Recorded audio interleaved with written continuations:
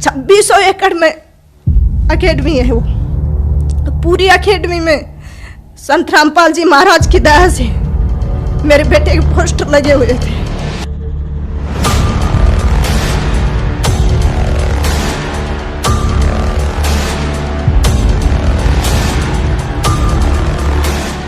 जहाँ भी देखें लेफ्टिनेंट केवल कृष्ण की आवाज। सर पूछो मत, मेरे भगत जी वहां पे रोने लग गए। हे मालिक, बहुत ही सड़क चाप की ऐसी किस्मत जो आज ने आपने ऐसा बना दिया। हमें 3 दिन तक बस सिर्फ जिधर भी देखे माइक में एक ही एक आवाज आई, लेफ्टिनेंट केवल कृष्ण। जैसे ही उसको राष्ट्रपति गोल्ड मेडल उसके कंधे पे लगा, मेरे भगत जी से रुका नहीं गया। वो 2500 बंदों में इतनी जोर जोर से रोने लग गए कि मालिक, हमने लोगों ने तो आत्महत्या करने की सोच ली थी, क्या किस्मत बना दिया आपने। नमस्कार बहन जी। सत साहेब जी। क्या नाम है बहन जी आपका? जी मेरा नाम रामकला है, दुगेड़ा गांव, तहसील भैरोड, डिस्ट्रिक्ट अलवर, राजस्थान। संत रामपाल जी महाराज की शरण में आने से पहले आप क्या भक्ति साधना करते थे? जी मैं तो दुर्गा माँ की पूजा करती थी। मेरे हस्बैंड मेहंदीपुर, सालासर, श्याम जी के और ये जो सावन में कावड़ वगैरह लेके आते हैं, ये सब लेके आते थे। सुबह 4 बजे उठते, बच्चों को उठाते और फिर वो मंदिर में शिव पे जल चढ़ा के आते थे।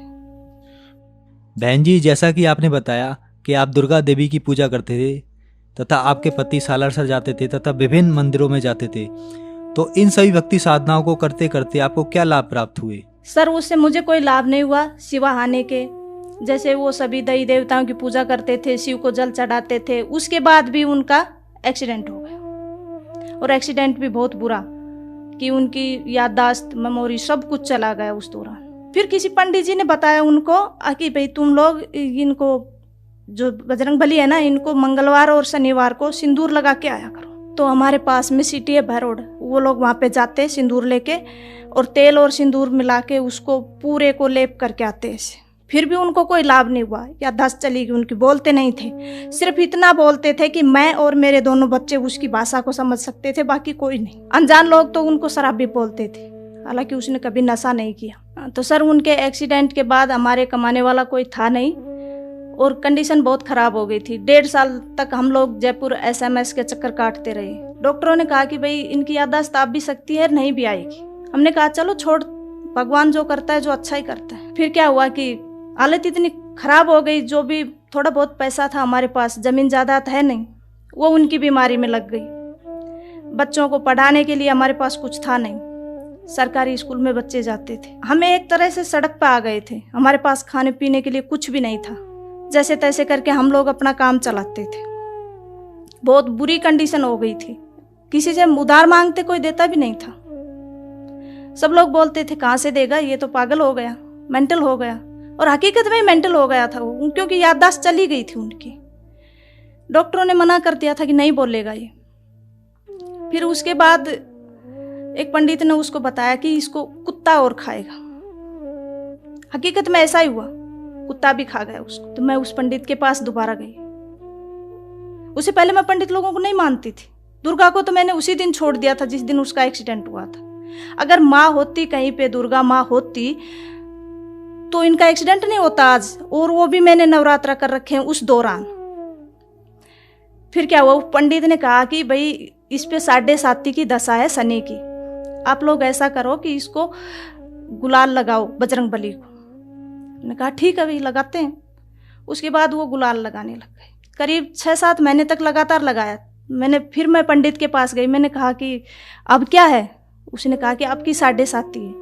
मैंने कहा कि कम से कम 7 तो बोल दे, 6 महीने तो हो गए हमें, ये जाएगी या नहीं। पर जब भी मैं उसके पास जाती वो 7.5 ही गाता रहता। संत रामपाल जी महाराज की शरण में आप कैसे आए? जी मेरे हस्बैंड जब बजरंग बली को गुलाल लगाने जाते थे तो उनको एक फरीदाबाद का कोई भगत जी मिला भैरोड में। उसने कहा कि आप ये क्या करते हो? तो मेरे हस्बैंड ने कहा भी मैं बजरंग बली को गुलाल लगाता हूँ, मेरे को पंडित लोगों ने बताया। उसने कहा इन सब के चक्कर छोड़ो, पंडित वंडित कोई सही नहीं बताता, आप एक काम करो मेरे गुरुजी से नाम ले लो। तो मेरे हस्बैंड ने कहा कि कौन है तुम्हारे गुरु? उसने कहा संत रामपाल जी महाराज। और वो फिलहाल करोथा कांड हुआ था, उस दौरान वो जेल में थे। तो उसने कहा कि गुरुजी इस टाइम है नहीं, वो जेल में गए हुए। भगत जी ने कहा कि चलो मैं घर पे जाके और बच्चों की माँ से सलाह करके आपको बताऊंगा। सर जी मैंने कभी गुरु देखा नहीं था और नहीं बनाया था और नहीं पता था गुरु के बारे में। हाँ, देवी देवताओं के बारे में तो पता था, पर मेरे दिमाग में हमेशा एक बात रहती थी कि ये भगवान 3 क्यों है, एक होना चाहिए। तो भगत जी हमने उसके पास फोन किया, वो हमारे घर पे आए, उससे हमने पूछा तो उसने कहा कि भाई ये सुख देते हैं गुरुजी, वो सुख देते हैं। उससे पहले मुझे गुरु के महत्व का नहीं पता था, गुरु क्या होता है। तो सर उसने कहा कि संत रामपाल जी महाराज अभी है नहीं और आएंगे तब हम आपको नाम दिला देंगे। तो जैसे ही संत रामपाल जी महाराज आए, वो भगत जी हम लोगों को वहां पे लेके गया। उसके बाद जैसे ही हमने नाम लिया तो हम हर 15 दिन में सत्संग में जाने लगे। तो धीरे धीरे धीरे धीरे मालिक की, परमात्मा संत रामपाल जी महाराज की दया होने लगी हम लोगों पे। बहन जी, जैसा कि आपने बताया आप देवी दुर्गा की पूजा करते थे, आपके पति सालासर जाते थे, आप विभिन्न मंदिरों में जाते थे, जिससे आपको कोई लाभ नहीं मिला। आपकी आर्थिक स्थिति बिगड़ गई तथा आप सड़क पर आ गए। तो संत रामपाल जी महाराज की शरण में आप कैसे आए? जी, जैसे ही सर हम संत रामपाल जी महाराज की शरण में गए, उसी दिन से हम लोगों को लाभ होने शुरू हो गए। मेरे हस्बैंड का एक्सीडेंट हुआ तो हमारी जिंदगी तो नरक हो ही गई थी, पर उसके बाद जैसे ही उन्होंने संत रामपाल जी महाराज से नाम दीक्षा ली, धीरे धीरे धीरे धीरे उनकी स्थिति सुधरती आ गई। आज उनकी आवाज़ भी बिल्कुल ठीक है। संत रामपाल जी महाराज की दया से उनको कोई नहीं कह सकता कि इनका कभी एक्सीडेंट भी हुआ था, और वो ज़्यादातर भगवान के सेवा में ही रहते हैं। बच्चों को स्कॉलरशिप मिल गया, वहाँ पे बच्चों की पढ़ाई फ्री हो गई। उसके बाद बच्चों ने +2 की, +2 के बाद लड़की को स्कॉलरशिप मिल गया, उसने इंजीनियरिंग की। बेटे को अब पैसे तो हमारे पास थे नहीं, पैसे कहाँ से दे, तो हमने बैंक से लोन उठाया। मालिक की दया, संत रामपाल जी महाराज की दया से हमारा लोन तुरंत क्लियर हो गया।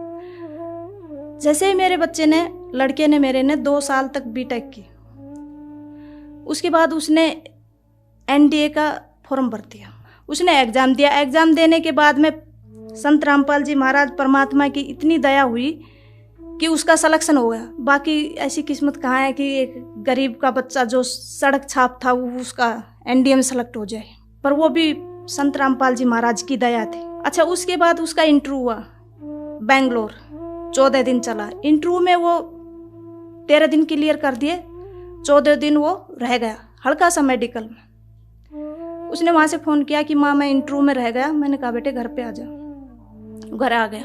मैंने कहा कि तुम वहाँ पे जाओ, अपने परमात्मा के पास, संत रामपाल जी महाराज के पास जाओ।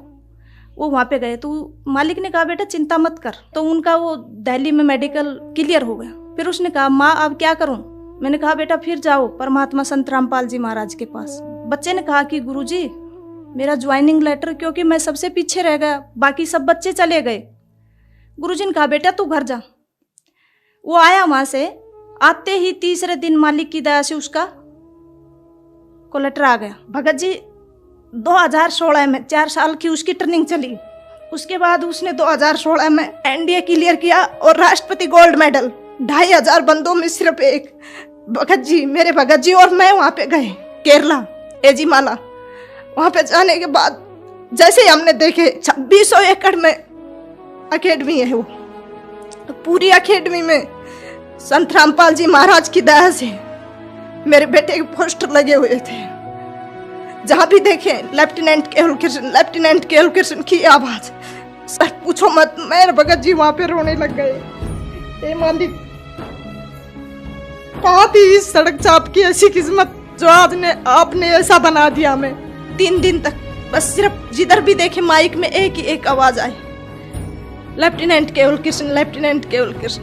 मैं और मेरे हस्बैंड बस सिर्फ और सिर्फ संत रामपाल जी महाराज को 3 दिन तक याद करके रोते रहे। जैसे ही उसको राष्ट्रपति गोल्ड मेडल उसके कंधे पे लगा, मेरे भगत जी से रुका नहीं गया। वो 2500 बंदों में इतनी जोर जोर से रोने लग गए कि मालिक हमने लोगों ने तो आत्महत्या करने की सोच ली थी, क्या किस्मत बना दिया आपने।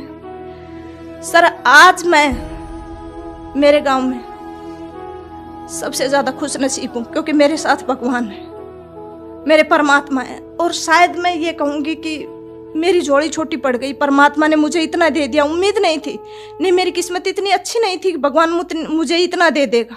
मालिक की दया से एक साइकिल नहीं थी, आज बंदी छोड़ सतगुरु रामपाल जी महाराज की दया से 3-3 गाड़ियां खड़ी हैं घर में, और इतना कर्जा हो गया था कि जिसकी कोई हद नहीं। आज एक भी कर्जा नहीं है। माली ने सब कुछ क्लियर कर दिया, और हमें ये नहीं पता किस तरह और कैसे कर दिया और कब कर दिया। सर, आज हम संत रामपाल जी महाराज की दया से बहुत सुखी हैं। घर में कोई कलह नहीं है। मालिक की दया सिर्फ और सिर्फ भक्ति है।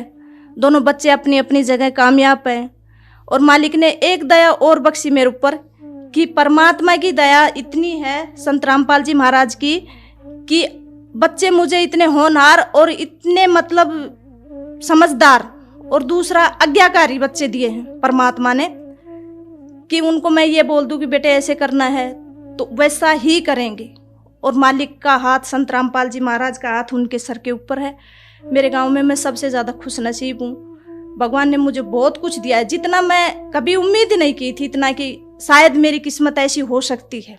पर आज मैं सीना ठोक के ये कह सकती हूँ कि मेरा से सुखी मेरे गांव में कोई नहीं। बहन जी, जैसा कि आपने बताया कि संत रामपाल जी महाराज से नाम दीक्षा लेने के बाद आपका उजड़ा हुआ परिवार संत रामपाल जी महाराज ने पुनः बसा दिया। आपके ही जैसे संसार में बहुत सारे दुखी लोग हैं, तो आप भक्त समाज को और उन दुखी लोगों को क्या संदेश देना चाहते हैं? मेरे जो अगल बगल में लोग हैं, सभी ये चैनल देखते हैं, सत्संग वगैरह देखते हैं, उनसे मैं खासकर प्रार्थना करना चाहती हूँ कि उनको तो मेरी स्थिति का, मेरी कंडीशन का अच्छे तरीके से पता है। वो भी संत रामपाल जी महाराज की शरण में आए, इन दई देवताओं के चक्कर न काटे, क्योंकि ये दई देवता कुछ नहीं दे सकते। मैं तो चाहती हूँ कि वो संत रामपाल जी महाराज से नाम दीक्षा लेके मेरी तरह वो भी अपना उजाड़ा हुआ परिवार बसाएं और अपना मोक्ष करवाएं। बहन जी, संत रामपाल जी महाराज अभी जेल में हैं, तो कोई श्रद्धालु अगर संत रामपाल जी महाराज से नाम दीक्षा लेना चाहे तो वह कैसे नाम दीक्षा ले सकता है? सर, संत रामपाल जी महाराज की दया से विभिन्न चैनलों पे संत रामपाल जी महाराज का सत्संग चल रहा है, और उसके नीचे जो पट्टी चलती है उस पे फोन नंबर दिए गए हैं, वहाँ से नंबर नोट करो और संत रामपाल जी महाराज का जो नज़दीकी नामदान सेंटर है वहाँ पे जाइए और नाम दीक्षा लेके अपना मोक्ष कराइए। धन्यवाद जी। सत साहिब जी।